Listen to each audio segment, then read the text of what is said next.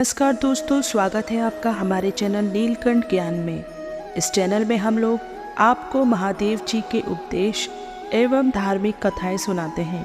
यदि आपको हमारी सुनाई गई कथा पसंद आए तो कृपया करके चैनल को सब्सक्राइब ज़रूर करें। एक बार नारद जी को यह अभिमान हो गया कि उनसे बढ़कर इस पृथ्वी पर कोई दूसरा भगवान विष्णु का भक्त नहीं है। उनका व्यवहार भी इस भावना से प्रेरित होकर कुछ बदलने लगा। वे भगवान के गुण गान करने के साथ साथ अपने सेवा कार्यों का भी वर्णन करने लगे। भगवान से कोई बात छुपी थोड़ी ही रहती है। उन्हें तुरंत इस बात का पता चल गया। वे अपने भक्त का पतन भला कैसे देख सकते थे। इसलिए उन्होंने नारद को इस दुष्प्रवृत्ति से बचाने का निर्णय किया। एक दिन नारद जी और भगवान विष्णु साथ साथ वन में जा रहे थे।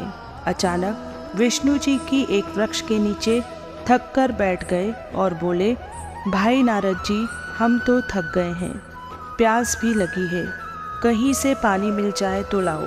हमसे तो प्यास के मारे चला नहीं जा रहा है, हमारा गला सूख रहा है। यह सुनकर नारद जी तुरंत सावधान हो गए। उनके होते हुए भगवान भला प्यासे रहें। वे बोले, भगवान अभी आया, आप थोड़ी देर प्रतीक्षा करें। नारद जी एक और दौड़ लिए। उनके जाते ही भगवान मुस्कुराए और अपनी माया को नारद जी को सत्य के मार्ग पर लाने का आदेश दिया। माया शुरू हो गई। नारद जी थोड़ी ही दूर गए होंगे कि उन्हें एक गांव दिखाई पड़ा, जिसके बाहर कुएं पर कुछ युवा स्त्रियां पानी भर रही थीं। कुएं के पास जब वे पहुंचे तो एक कन्या को देखकर अपनी सुध बुध खो बैठे, बस उसे ही निहारने लगे। वह यह भूल गए कि भगवान के लिए पानी लेने आए थे। कन्या भी नारद जी की भावना समझ गई। वह जल्दी जल्दी जल से घड़ा भरकर अपनी सहेलियों के पीछे छोड़कर घर की ओर लपकी।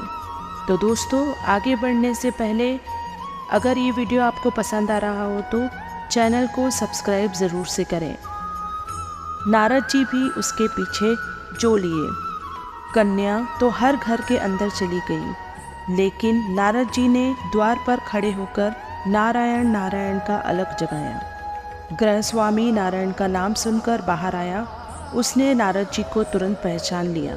अत्यंत विनम्रता और आदर के साथ वह नारद जी को घर के अंदर ले गया और उनके हाथ पैर धोकर स्वच्छ आसन पर बिठाया तथा उनकी सेवा सत्कार में कोई कमी ना छोड़ी। उनके आगमन से अपने को धन्य बताते हुए गृहस्वामी ने अपने योग्य सेवा के लिए आग्रह किया। नारद जी बोले, आपके घर में जो आपकी कन्या जल का घड़ा लेकर अभी अभी आई है, मैं उससे विवाह करना चाहता हूँ। नारद जी की बात सुनकर गृहस्वामी एकदम चकित रह गया, लेकिन उसे प्रसन्नता भी हुई कि मेरी कन्या एक ऐसे महान योगी तथा संत के पास जाएगी। उसने स्वीकृति प्रदान कर दी और नारद जी को अपने ही घर में रख लिया।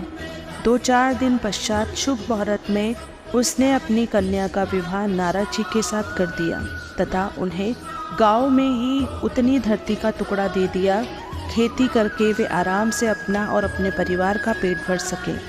अब नारद जी की वीणा एक खूंटी पर टंगी रहती, जिसकी ओर उनका ध्यान बहुत कम जाता। अपनी पत्नी के आगे नारायण को वे भूल गए। दिन भर खेती में लगे रहते, कभी हल चलाते, कभी पानी देते, कभी बीज बोते, तो कभी निराई गुड़ाई करते। जैसे जैसे पौधे बढ़ते, उनकी प्रसन्नता का परवार न रहता। फसलें हर वर्ष पकती, कटती, अनाज से उनके कोठार बन जाते। नारद जी गांव के एक संपन्न किसान माने जाने लगे। वर्ष दर वर्ष बीतते चले गए और नारद जी की गृहस्थी भी बढ़ती चली गई। 3-4 लड़के लड़कियां भी हो गए। अब नारद जी को एक क्षण की भी फुर्सत नहीं मिलती थी। वे हर समय बच्चों के पालन पोषण तथा पढ़ाई लिखाई में लगे रहते अथवा खेत में काम करते रहते थे। तो दोस्तों, आगे बढ़ने से पहले यदि आपने अभी तक हमारे चैनल को सब्सक्राइब नहीं किया है तो तुरंत ही हमारे चैनल को सब्सक्राइब करें। धन्यवाद। अचानक एक बार तेज़ बारिश हुई, जिसने कि दिनों तक बंद होने का नाम ही नहीं लिया। बादलों की गरज और बिजली की कड़क ने सबके हृदय में भय उत्पन्न कर दिया। मूसलाधार वर्षा ने गांव के पास बहने वाली नदी में बाढ़ की स्थिति पैदा कर दी। चारों ओर पानी ही पानी फैल गया। कच्चे पक्के सभी बागान ढहने लगे, घर का सामान बह गया, पशु भी डूब गए, उनके व्यक्ति मर गए, गांव में त्राही त्राही मच गई। नारद अब क्या करें? उन्होंने भी घर में जो थोड़ा कीमती सामान बचा था उसकी गठरी बांधी और अपनी पत्नी तथा बच्चों को लेकर जान बचाने के लिए पानी में से होते हुए बाहर निकलने लगे। नारद जी बगल में गठरी बांधे एक हाथ से एक बच्चे को पकड़े और दूसरे हाथ में अपनी पत्नी को संभाले हुए थे। पत्नी भी एक बच्चे को गोद में और एक का हाथ पकड़े धीरे धीरे आगे बढ़ने लगी। पानी का बहाव अत्यंत तेज था तथा यह भी पता नहीं चलता था कि कहाँ गड्ढे हैं और कहाँ टीला। अचानक नारद जी ने ठोकर खाई और गहरी गठरी बगल से निकलकर बह गई। नारद जी गठरी कैसे पकड़ते? दोनों हाथ में घिरे हुए थे। मन महसूस कर सोचा कि कमा लेंगे। कुछ दूर जाने पर पत्नी एक गड्ढे में गिर पड़ी और गोद का बच्चा छूटकर बह गया। पत्नी बहुत रोई, लेकिन क्या हो सकता था? धीरे धीरे और 2 बच्चे भी पानी में बह गए। उन्होंने बहुत कोशिश की बचाने की, लेकिन कुछ ना हो सका। दोनों पति पत्नी बड़े दुखी, रोते कलपते, एक दूसरे को संतावना देते कोई ऊंची जगह ढूंढते रहे। एक जगह आके चलकर दोनों एक गड्ढे में समा गए। नारद जी तो किसी प्रकार गड्ढे में से निकल आए, मगर उनकी पत्नी का पता कहीं नहीं चला। बहुत देर तक नारद जी उसे इधर उधर दूर दूर तक ढूंढते रहे, लेकिन व्यर्थ रोते रट उनका बुरा हाल था। हृदय पत्नी और बच्चों को याद करके फटा जा रहा था। उनकी तो सारी गृहस्थी उजड़ गई थी। बेचारे क्या करें? किसे कोसे? अपने भाग्य को या भगवान को? भगवान का ध्यान आते ही नारद जी के मस्तिष्क में प्रकाश फैल गया और पुरानी सारी बातें याद आ गई। वे किस लिए आए थे और कहाँ आ गए? ओह, भगवान विष्णु तो उनकी प्रतीक्षा कर रहे होंगे।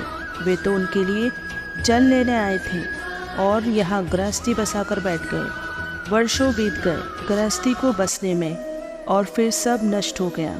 क्या भगवान अब भी मेरी प्रतीक्षा में उसी वृक्ष के नीचे बैठे होंगे?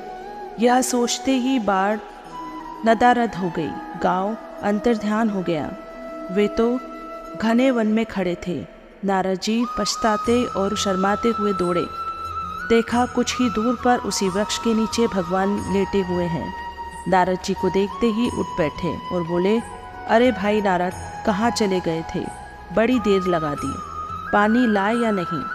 नारद जी भी भगवान के चरण पकड़कर बैठ गए और लगे अश्रु बहाने। उनके मुंह से एक बोल भी नहीं फूटा। भगवान मुस्कुराए और बोले, तुम अभी तो गए थे, कुछ अधिक देर थोड़ी ही हुई है।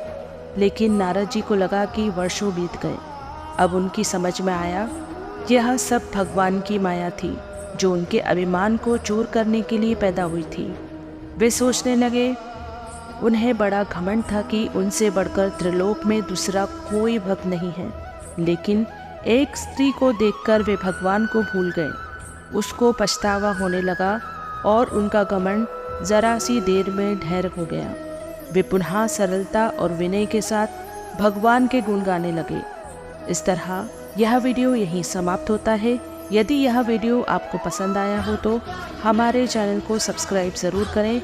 मिलते हैं अगले वीडियो में, तब तक के लिए आप लोग अपना ध्यान रखिएगा। हर हर महादेव।